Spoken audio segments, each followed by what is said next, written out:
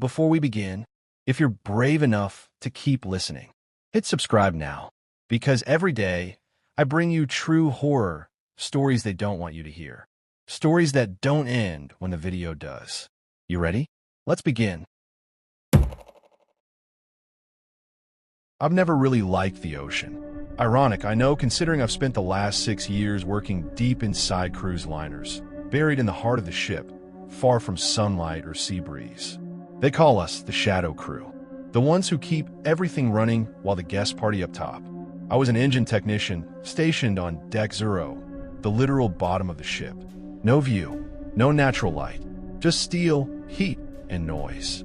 But this ship, the Sea Leviathan, was different. It wasn't just big, it was too big, like it had been built to carry something more than passengers. The moment I stepped on board, I felt it. A pressure, not like claustrophobia, more like the ship was alive, and it was watching me. I got assigned to Generator Room C, the farthest room from the main core. It wasn't even on the digital blueprint.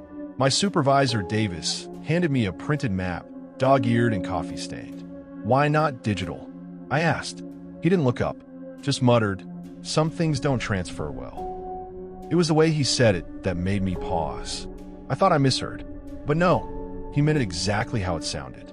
The first week went as expected. Routine checks, oil tests, cooling flushes. But then, on day 6, during the midnight shift, I noticed something wrong. The wall-mounted meters were ticking backward. Voltage meters, RPM gauges, running in reverse like time had rewound. I tapped them. Nothing changed. I shut the panel, walked around the main turbine, and that's when I saw it. A journal, lying in the corner, pages yellowed and curled. It hadn't been there before. On the cover, Engine Room Diary, entry 47. No name, no date, just the number. I opened it. They don't hear it, but I do. A thumping below the turbines, like a second heartbeat. It's not mechanical. It's alive. Entry 31. The floor shifted today, like something turned beneath the ship. I think the ocean isn't outside. I think it's leaking in. Entry 47. I sealed the hatch. I'm not going back down there. They can burn me alive before I return to Subdeck 0B. That place isn't part of the ship. It's older. The page ended there. I flipped ahead. All the other pages were blank. I tried to laugh it off. Someone messing with me. But then I went back to Generator C the next night, and the journal was gone. In its place was a bolt, thick, rusted, and covered in blood. I reported it to Davis. He didn't even flinch. Just asked, "Did you touch the door?" I froze. "What door?"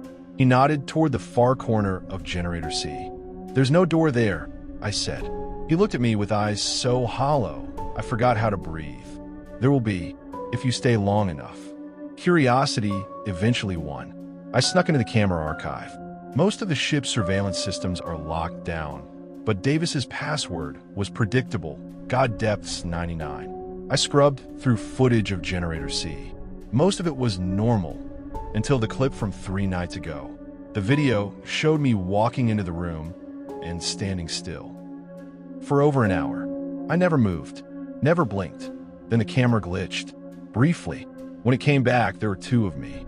One still frozen by the generator. The other stepping toward the wall, toward a door that wasn't there. Things stopped making sense after that. Lights flickered in patterns. Morse code spelling out words like below and IT wakes. Water leaked from pipes that weren't connected to anything. And worst of all, my reflection started lagging. It would turn its head a second too late. Smile when I wasn't smiling. Then Davis disappeared. Just gone. His bunk untouched. Locker still locked.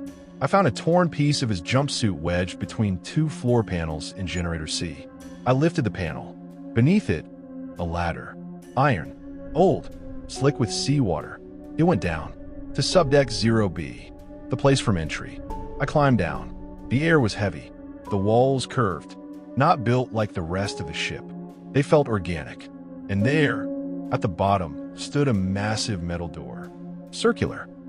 Covered in barnacles. Breathing. Yes, breathing. The journal was right. This place wasn't part of the Sea Leviathan. It was older. It was alive. I pressed my hand to the door, and it opened. Inside was black water, still unmoving. Floating on its surface, crew uniforms, tools, old journals, and a single eye, the size of a car, blinking from beneath the surface. It looked at me, and then I heard it. A voice, not in my ears but in my bones.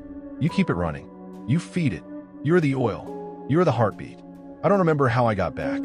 I woke up in the infirmary, salt crusted in my nose and ears. No one believed me. The ladder was gone. Generator C had been welded shut. But the journal, entry 47, was under my pillow. I left the ship after that. Took the long way home. Tried to burn the journal. It doesn't burn. Sometimes late at night, I hear the engine again, pounding like a pulse. And sometimes it skips a beat, like it's waiting for me, because I touched the door.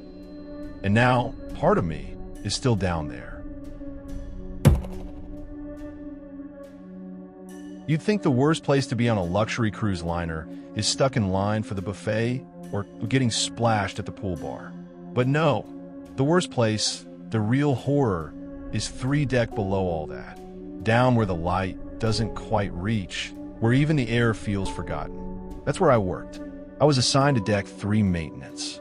Think of it like the basement of the ship, concrete walls, emergency pipes, spare linen stacked to the ceiling. No windows, no vists, just noise and cold air. I took the job because I needed it. The money was decent, and I figured 6 months at sea might help me reset after the last 2 years of hell. Divorce, debt, depression, you name it. So I signed a contract, took the bunk, and tried to be invisible. The weird thing started on day 5. I was walking through section 3B, hauling a replacement valve for one of the emergency ballast tanks. It was past 1 a.m. The lights flickered. Nothing new. That hallway always felt too dark. My boots echoed on the steel floor like I was in a tomb. And then I heard it. Knocking. 3 knocks. Slow. Heavy. I stopped. The hallway stretched ahead, empty. Then again, 3 knocks. This time behind me. I turned around. Nothing. The sound wasn't metallic. It was wooden, like someone rapping on an old door. But there were no wood panels on Deck 3. Everything was steel, plastic, or sealed composite. I chalked it up to pipe pressure or echo bounce. Ships creak. Ships hum. They breathe like living things. You learn not to panic. I kept walking. But the next night, it happened again. Same corridor. Same time. Same knocks. By day 8, I couldn't ignore it. I sat in the crew mess across from Alonzo, a wiry guy from Honduras who'd worked ships for 8 years. You ever hear knocking down on 3B? I asked. He stopped chewing. You hear it too? He asked quietly. I blinked. What do you mean to? Alonzo leaned in. His voice dropped. They say there's a door sealed behind panel 42. Way back, past the overflow storage. I frowned. What kind of door? He glanced around, then said, Old, wooden, ship door, like from a different time, like from before this ship was even built. I laughed. You're messing with me. He didn't laugh back. There was an accident. 5 years ago, one of the welders went missing. They say he vanished near that panel. Just never came back. Was he found? Nope. But 2 weeks later, another guy quit. Said he saw someone walk into the wall, like it opened for them. I felt my blood run cold. Why doesn't anyone report it? He shrugged. People do. Nothing happens. Reports vanish. Supervisors act confused. And the knocking keeps coming. On day 10, I couldn't resist. I went back to 3B. I found panel 42. It looked like any other part of the wall, bolted down, slightly rusted. But the air near it was colder. The steel felt off. Too smooth. Then I heard it again. Knock, knock, knock. But this time, something new followed. A faint whisper. Let me in. I stepped back. My hand shook. I reached for my radio. Static. Then the lights blew out. Total darkness swallowed me. I was blind, frozen in place. Then, something brushed past my arm. Cold. Slimy. And then the lights snapped back on. I was alone. But the panel looked different. Now it had a faint outline, like a door frame beneath the surface. And in the dust on the floor, footprints. Border. Vet. Leading away. The next morning, I told my supervisor, Gina. She looked tired, too tired for someone running the day shift. She nodded almost absently. Don't go back down there. That was it. No report, no security check. She looked me in the eye. Some things on the ship aren't ours to fix. I didn't know what that meant. Not yet. That night, I went to wash up before bed. I turned on the faucet. The mirror above the sink fogged slightly. And then I saw it. A face. Behind me. Eyes gray hollow. Lips cracked, purple. Wearing an old ship's uniform from another era. I spun around. Nothing. The mirror cleared. Gone. That night, I dreamed I was walking down 3B. The lights were red, flashing. Alarms in the distance. And that door, panel 42, stood open. Inside, stairs. Going down. Far below the ship. Below the waterline. Below the seabed. And I walked down, unable to stop myself. The deeper I went, the louder I heard it. Screaming, dozens of voices. Some calling for help. Others laughing. And then, silence. I woke up choking on seawater. But my bed was dry. I had to end it. I returned to 3B one last time, armed with a crowbar and a flashlight. I pried at panel 42. It groaned, then popped free. Behind it would, old, rotted, a real door, just like Alonzo said. It had a brass handle, rusted shut. I didn't want to open it. God knows I didn't. But as I turned to leave, it opened on its own. Darkness. Steps. Cold air rushed out. Then a voice. We remember you. That's when I ran. I didn't stop. Not until I reached the upper decks. Not until I heard laughter behind me that faded into water dripping. I left the ship the next morning. Didn't say goodbye. Didn't sign out. Just walked down the gangway like a ghost. People smiled at me. Kids waved. They didn't know what lived down there. What still knocks. Every night, waiting for a new hand to open the door. They say the sea keeps its secrets. But on this ship, the sea doesn't have to hide. It has a door. And every now and then, someone answers. I grabbed the railing to keep from sliding on the wet deck. The storm was pushing hard, waves slapping against the hull with dull, distant thuds. My jacket whipped against me like it was trying to escape. Moments later, Victor and 2 more security guards appeared, rushing toward us. Rebecca clutched her son, shaking him lightly, like she could restart a stalled heart with her hands. Aiden wouldn't meet her eyes. His face was pale, too pale, and his lips were a grayish blue. Marta radioed in a description of the stranger Aiden had encountered. Male, around 6 feet 2 inches, dressed in all black. Unknown nationality. Security fanned out immediately, covering each stairwell, each possible escape route. Rebecca and I guided Aiden through the solarium doors and into the warm stillness inside. Wind gusts slammed shut the door behind us. His trembling was constant, violent. The zipper on his hoodie clicked over and over against itself like tiny teeth chattering. We found a quiet corner near the towel stand. It was dim there, tucked away from the floodlights and glass ceiling above. I crouched down, touched his hand. It was ice cold. Aiden, I said gently. What happened? He didn't respond at first. Just stared at the floor, lips tight, like he was chewing on a memory he couldn't swallow. Then, finally, in a voice so soft we had to lean in to hear it, he spoke. He said, "The view is better at night," Aiden murmured. Said nobody comes up here after midnight. I asked the obvious next question. Did he touch you? Aiden shook his head. No, he just talked. Asked where I lived, what grade I was in, if I liked movies. I felt Rebecca's grip tighten on the towel wrapped around his shoulders. I told him I should go. Aiden continued. He said, wait, just one more minute. His voice cracked. He kept looking around like he was waiting for someone else. Rebecca closed her eyes. Did he tell you his name? Aiden shook his head again. Did he try to get you to walk with him? It was a long pause, then a tiny nod. He said we could go down to deck 4. Said there's a door to the crew deck, right above the water. Said it feels like flying when you sit there. Aiden's fists clenched. His knuckles went white. I got scared, he whispered. Then you yelled. He left. Security never found the man in black.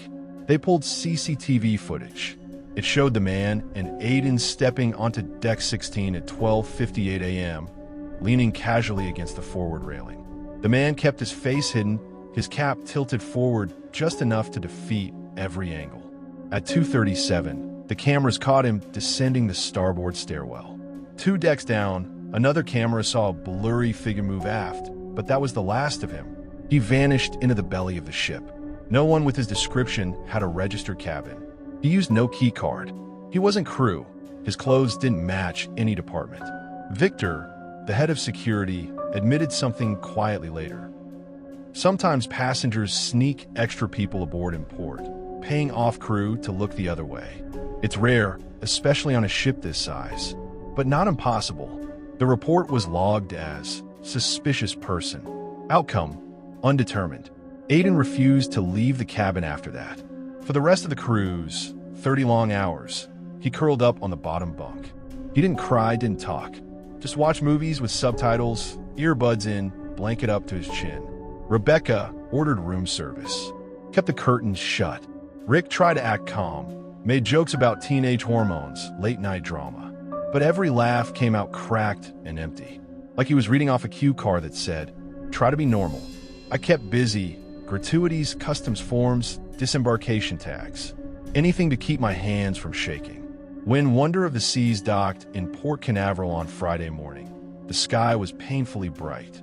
The world outside looked unchanged. Sun, concrete, shuttles, smiling port workers. It felt wrong.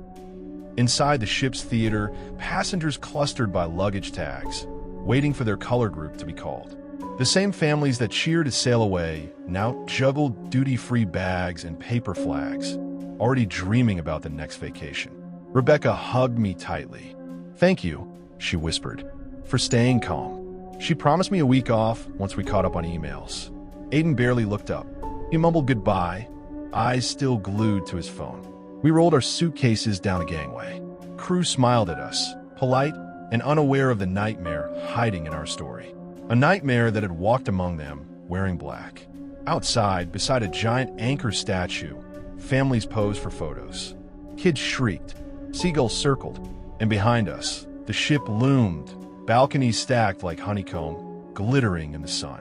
But somewhere in its shadows, maybe in a dead zone between cameras, maybe in an unlocked maintenance hatch, someone might still be hiding, waiting for the next cruise, the next curious teenager. Most passengers will never know. They'll dance at Sail Away, eat at the buffet, sleep under the glow of hallway lights and the hush of air conditioning. They'll trust the key cards, the locks, the lifeboat drills. But I still hear the wind-up on that forward deck. Still feel the bite of the cold railing under my palm. On a ship, freedom and danger live side by side.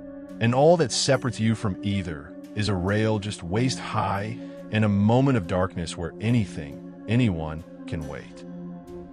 Some stories end in silence. Others never really end at all. If this one stayed with you, if it made you look over your shoulder, then don't leave just yet. Subscribe to hear what else they're not telling you, because the next story might be even closer than you think. If you're visiting our channel for the first time, don't forget to hit the subscribe button and turn on the bell icon to stay updated with our upcoming scary stories.